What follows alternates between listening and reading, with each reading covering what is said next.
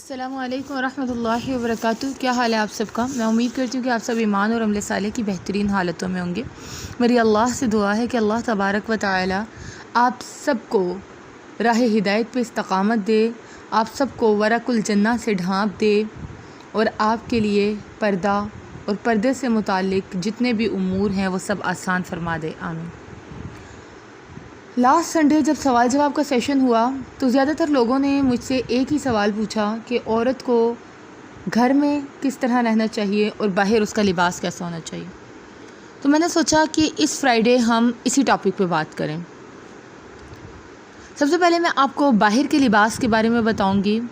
قال اللہ تبارک و تعالی فی القرآن المجید والفرقان الحمید یا ایہا النبی قل لأزواجک وبناتک ونساء المؤمنین یدنین علیہن من جلابیبہن ذالک ادنی ان یعرفن فلا یؤذین وکان اللہ غفورا رحیما۔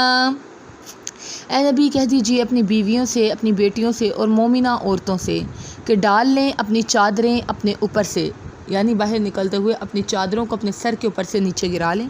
یہ قریب تر ہے کہ وہ پہچان لی جائیں گی اور پھر اذیت نہیں دی جائیں گی، اور اللہ بہت بخشنے والا مہربان ہے۔ یدنین کہتے ہیں جھکانا یا گرانا، اوپر سے کسی چیز کو اپنے اوپر ڈالنا، اور جلباب وہ چادر جو دوپٹے کے اوپر سے نقاب کے لیے اوڑھی جاتی ہے۔ نبی صلی اللہ علیہ وسلم کو حکم دیا کہ آپ جو اپنی ازواج اور بنات کے لیے پسند کرتے ہیں وہی تمام عورتوں کو حکم دیجیے کہ یہ سب خواتین کریں۔ کیا کریں کہ چادر سر کے اوپر سے نکال کر نیچے ڈال لیں۔ گھر سے باہر کا ڈریس جلباب اسلام نے مقرر کیا۔ یہ ایک بڑی چادر ہے اور انصار کی خواتین سیاہ چادر استعمال کرتی تھیں۔ اور پردہ کرنے کا یہ مطلب نہیں ہے کہ آپ نے ظاہری طور پہ بس عبایا پہن لیا، بلکہ اپنے پردے کی حفاظت بھی کرنی ہے۔ پردہ کر کے دوڑنا پھرنا نہیں ہے، بلکہ سکون، طمانینت، پردے میں وقار کو قائم رکھنا ہے۔ للہ حجاب کا مذاق نہ بنوائیں۔ سر سے چادر ڈالیں، گھونگھٹ نکالیں، اور حجاب آپ کا حد الامکان سادہ ہونا چاہیے، سادہ اور سیاہ رنگ کا ہونا چاہیے، کیونکہ صحابیات سیاہ رنگ کی چادریں استعمال کرتی تھیں۔ اور پردے کا مقصد جسم کو ڈھانپنا ہے، اور یہ اس لیے ہے کہ آپ کا تعارف بنے۔ پہچان سے مراد یہ ہے کہ پردہ آپ کو بحیثیت مسلمان ایک مسلمہ کے طور پہ پہچان دلواتا ہے۔ اگر آپ نے پردہ کیا ہوتا تو دور سے دیکھ کے پہچانی جاتی ہیں آپ کہ آپ مسلمہ عورت ہیں، لیکن اگر آپ نے پردہ نہیں کیا ہوتا تو کوئی فرق نہیں ہے کہ آپ ہندو ہیں، کرسچن ہیں، آپ کس مذہب سے تعلق رکھتی ہیں۔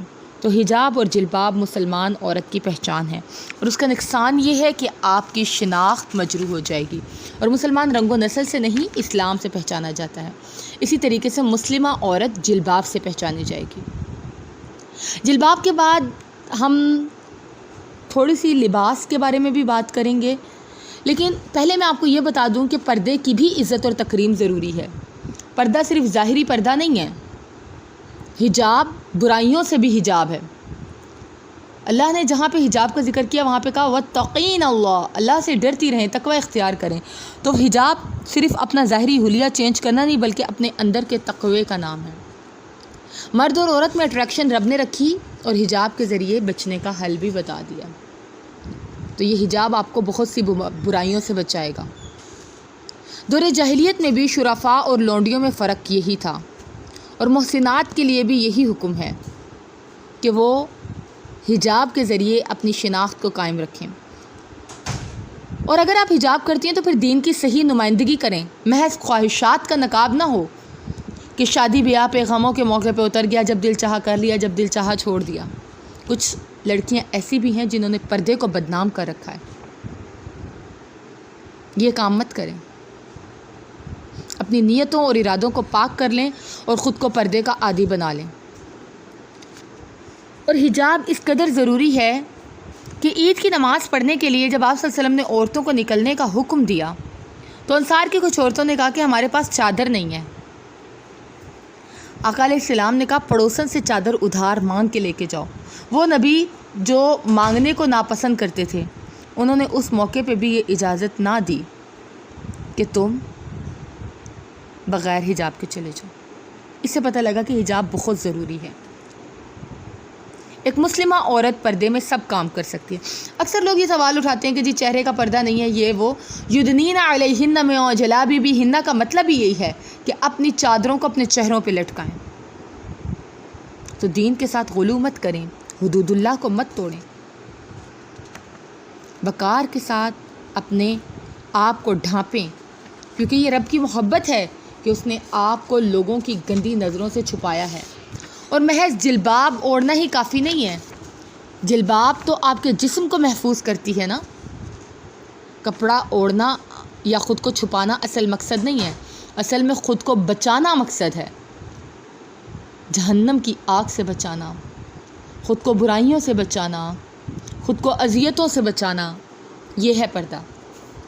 عبیدہ اسقفانی کہتے ہیں کہ صحابیات اپنے آپ کو مکمل ڈھانپتی تھیں اور ایک آنکھ سے راستہ دیکھنے کے لیے جگہ چھوڑتی تھیں۔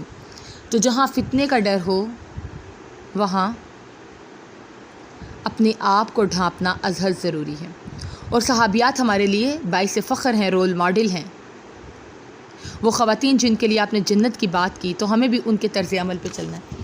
اب اکثر ایسا ہوتا ہے کہ کچھ لڑکیاں جب حجاب کرتی ہیں تو اکثر انہیں تنقید کا سامنا کرنا پڑتا ہے، لوگ انہیں بیکورڈ کہتے ہیں، لوگ انہیں بے وقوف کہتے ہیں۔ مخلص اہل ایمان کو ہر منافق نے ہر دور میں بے وقوف سمجھا۔ تو دراصل جو آپ کو بے وقوف سمجھتے ہیں، اللہ کہتے ہیں یخادعون اللہ والذین آمنوا وما یخدعون الا انفسهم وما یشعرون، یہ اللہ اور اہل ایمان کو دھوکہ دیتے ہیں، حالانکہ دھوکے میں خود ہیں۔ یہ اللہ اور اہل ایمان کو بے وقوف سمجھتے ہیں، اصل میں خود بے وقوف ہیں۔ تو خلاصہ یہی ہے کہ باہر نکلتے ہوئے آپ نے اپنے آپ کو مکمل کور کرنا ہے۔ اب بات کرتے ہیں گھر کے لباس کی۔ تو لباس کے بارے میں اللہ نے سورہ اعراف میں تفصیل سے سمجھا دیا کہ لباس آپ کے جسم کو چھپانے اور زینت کا باعث ہے۔ ایک انسان کو جانور سے ممتاز لباس کی وجہ سے ہی کیا گیا، اور شیطان کی بڑی دشمنی یہ ہے کہ وہ آپ کا لباس اترواتا ہے۔ اس نے سب سے پہلے آپ کے بابا آدم علیہ السلام کا بھی جنتی لباس اتروایا تھا، تو انہوں نے اپنے آپ کو ورق الجنہ سے ڈھانپا تھا، جنت کے پتوں سے۔ تو بنت حوا کو بھی خود کو جنت کے پتوں سے ڈھانپنا چاہیے۔ لباس اللہ نے عطا کیا اور یہ شرمگاہ کو ڈھانپتا ہے، یہ انسان کی زینت کا بھی باعث ہے۔ زینت میں اپنی مرضی چل سکتی ہے، لیکن برہنگی میں اپنی مرضی نہیں چل سکتی۔ لباس میں آپ کو چوائس دی گئی کہ آپ جیسا مرضی لباس، جو مرضی رنگ آپ کو پسند ہو، جیسا مرضی خوبصورت لباس پہنیں، لیکن آپ کو یہ اجازت نہیں دی گئی کہ آپ اپنے جسم کو برہنہ کریں۔ آپ اپنا دوپٹہ نہیں اتار سکتی، دوپٹہ لازمی جز ہے لباس کا۔ آپ سلیو لیس نہیں پہن سکتی، آپ ہاف سلیو نہیں پہن سکتی۔ آپ صلی اللہ علیہ وسلم کے پاس ایک صحابیہ آئیں اور انہوں نے کہا اللہ کے نبی، میں گھر میں اپنے محرم رشتہ داروں کے سامنے کس حد تک خود کو ڈھانپوں؟ آقا علیہ السلام نے کہا، مطلب انہوں نے یہ پوچھا کہ محرم کے سامنے آپ کے جسم کا کون کون سا حصہ نظر آنا چاہیے؟ تو آپ صلی اللہ علیہ وسلم نے کہا دونوں ہاتھ، چہرہ اور دونوں پاؤں۔ تو یہ آیات بتاتی ہیں کہ حجاب ایک عورت کے لیے کس قدر ضروری ہے، اور گھر میں لباس اور دوپٹہ ہمارے لیے کس قدر ضروری ہے۔ اور صرف پردہ کر لینا حیا نہیں ہے، حیا ہماری گفتگو میں ہو، ہماری چال میں ہو۔ پردہ ہر چیز کا پردہ ہے، دل کا پردہ، زبان کا پردہ، سوچ کا پردہ۔ حجاب کا مطلب کسی کو خود تک رسائی نہ دینا۔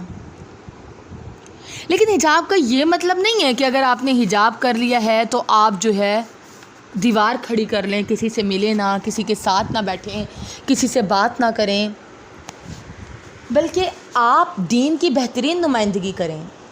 آپ پردہ کر کے ہر کام کر سکتی ہیں۔ صحابیات نے پردہ کر کے جنگیں بھی کیں۔ ڈاکٹر شہناز لغاری نے جہاز تک اڑایا پردے میں۔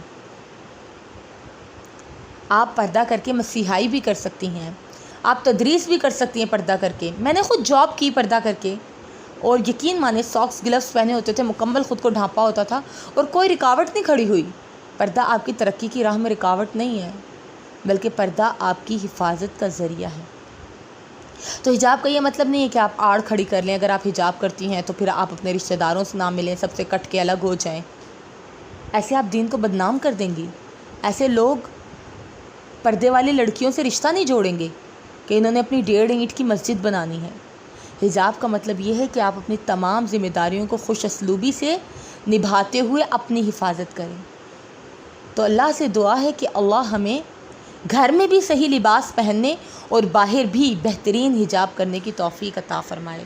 سبحان ربک رب العزت عما یصفون وسلام علی المرسلین والحمد للہ رب العالمین۔ آمین یا رب العالمین، آمین۔